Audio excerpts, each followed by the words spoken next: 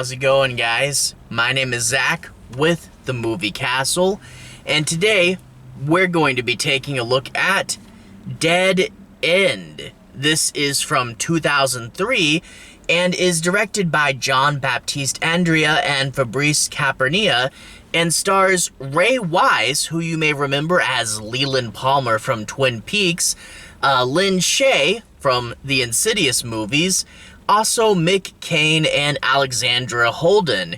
Now, you guys, of course, probably noticed I'm in the car for this video. I've been driving around doing a lot of stuff getting ready for Christmas, but this is actually a movie that's super appropriate to review in the car. It's a movie about some people driving to see their relatives for Christmas, taking a mysterious back road and getting stuck on it. There's also a bunch of cool things like a woman in white, and also the cover image, this mysterious black car will show up to take your loved ones away, and their little hands will be pressed against the back window. Absolutely creepy and iconic imagery right there. It's something really interesting. A lot of us do travel long distances for the holidays, and they don't often make stories about that, so it's not the most Christmassy of Christmas movies, but it is something I can totally relate to. This movie has a good bit of a cult following. It would actually wind up really cleaning up on home video, and I think the first time I saw this, I stumbled across it while streaming. It was on like Prime Video or something, and I thought, okay, that's good. It's worth picking up a physical copy of, and since it's Christmas, it's worth re-watching around the Christmas season. But when I did this second watch through of the movie for this review, I found myself liking it a little bit better. It grew on me a bit, and while I don't think it's the biggest and best horror movie ever, it is a little bit of a hidden gem. And I mean, as a horror geek, I could kind of see where some things were going from quite a fair bit off, but overall, it's one that I was invested in, despite being a really low budget and small film. I mean, low budget films, nowadays, a lot of them sink and suffer, which is really sad, but this one does it right. It's a whole movie that takes place in and around this one car, or at least primarily, and they really do a good job of keeping the momentum, keeping things interesting, giving the actors something to do, and them turning in really great performances. It does a good job within its limitations, and it had me invested, and that's a great thing to say.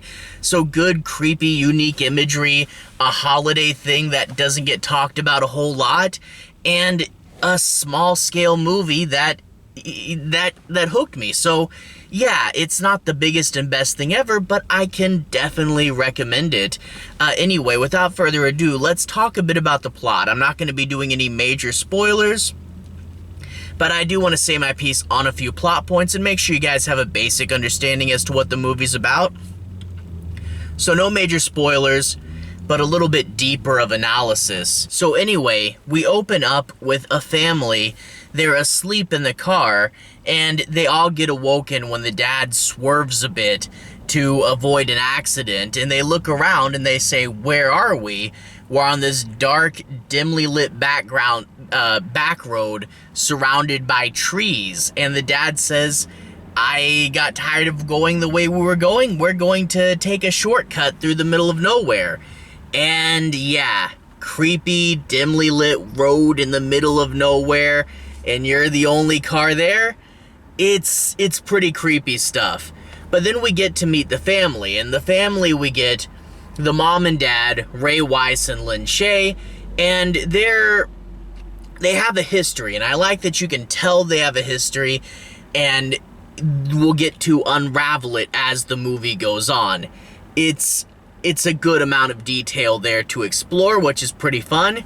We also get the daughter, and she's taking steps to become an adult. She's getting a degree, she's going to be a psychologist, and she's even bringing her boyfriend along for Christmas.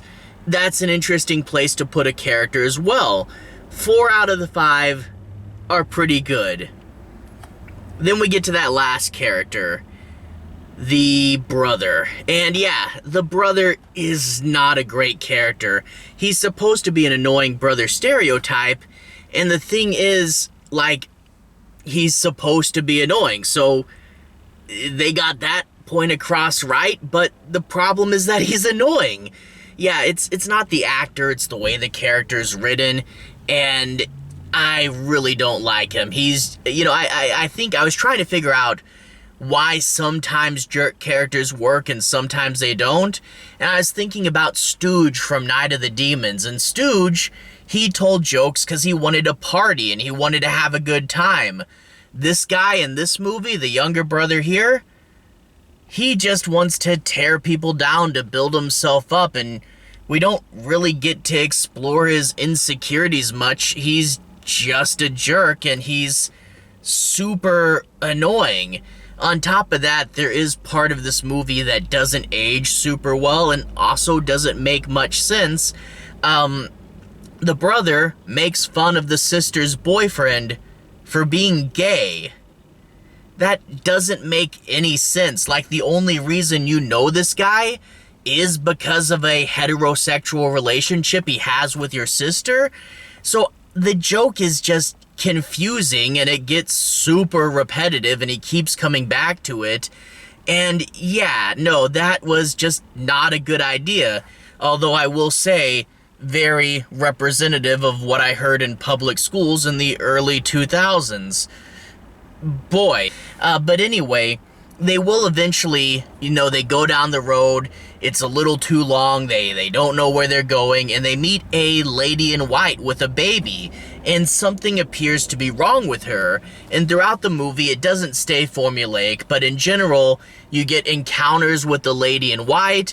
You'll see your loved ones getting taken away in this mysterious black car. Like I said earlier, the thing with the cover where they're banging their hands on the back windshield, that's in the movie, and that's super cool, and you can never quite catch up to this car. Really, really a great idea. And then, of course, finding mutilated corpses.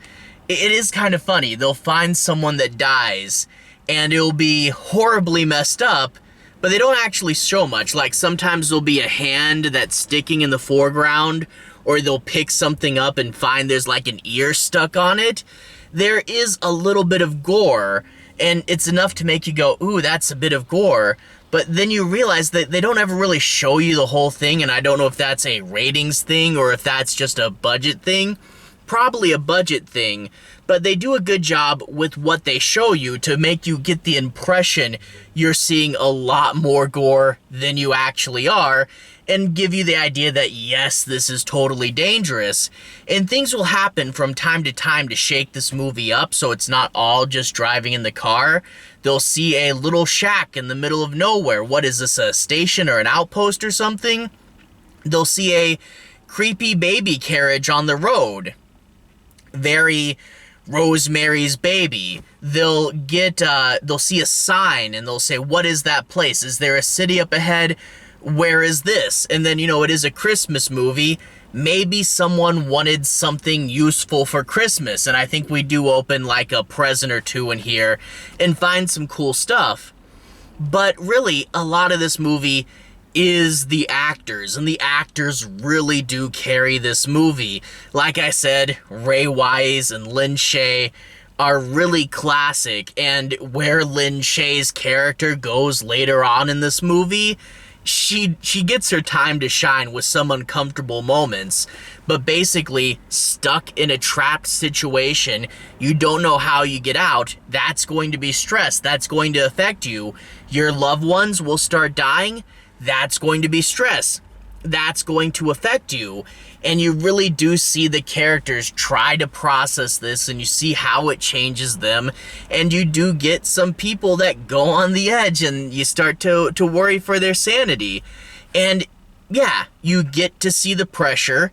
That makes their characters super interesting, but there are other little plot things, like I said, past drama between some of these characters that unfolds and gets explored more and more, and we also see them constantly thinking, trying to figure out where they might be, how to get out, I bet this is a military service road and the public's not supposed to be on here. That's what this thing is, right?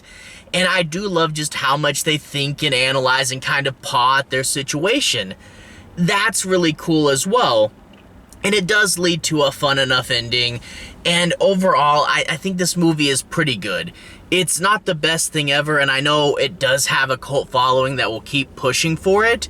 It is not mainstream, really, though, so I do think more people need to see it. And it is not super Christmassy, but it is Christmas. It's not the biggest thing ever, but they do a really good job with the small scale, and we do, again, get really, really fun performances there. So I can definitely recommend it if you want to see a film that does a whole lot with a low budget, and if you want to see a holiday traveling movie.